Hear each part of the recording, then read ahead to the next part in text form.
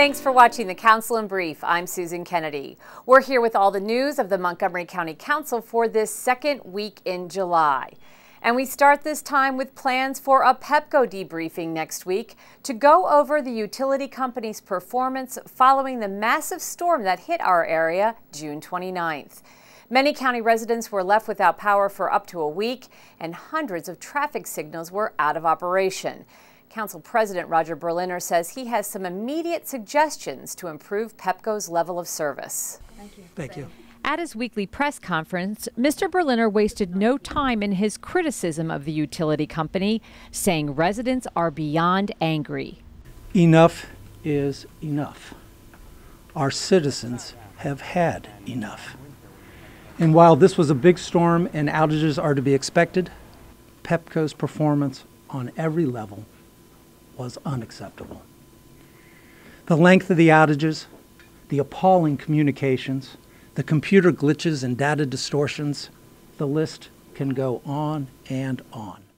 Mr. Berliner says there is no issue more important than reliable electric power and that county residents have not had it for far too long.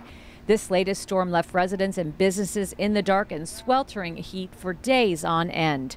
The County Council will hold a debriefing on Pepco's response to the storm next week. In the meantime, Berliner says he wants to see Pepco attend to its many issues now. First, we need accountability, real accountability, no slap on the wrists. We need our Public Service Commission to hold Pepco's feet to the fire. Assuming the Commission concludes that Pepco's performance does not measure up, and it's hard to see how they could conclude otherwise, then the consequences have to be real. Immediate fixes like hiring more linemen and updating their computer system are some of Mr. Berliner's suggestions. In the long term, becoming less dependent on Pepco should also be considered. We cannot be dependent on this centralized monopoly utility who has performed so badly.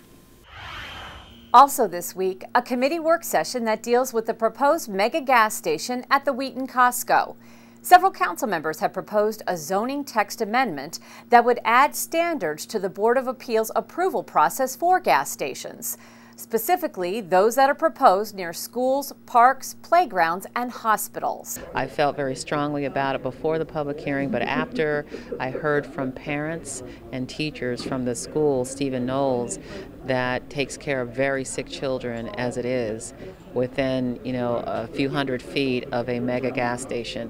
I do believe that we do have to uphold the public's trust in us.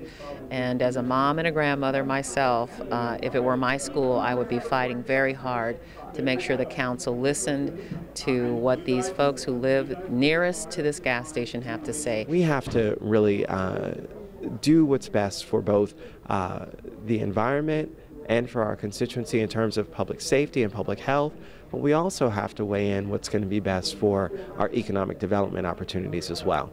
That needs to be a part of this discussion. And so these are decisions that we're going to make that are going to affect what happens from gas stations here on out, not just about Costco.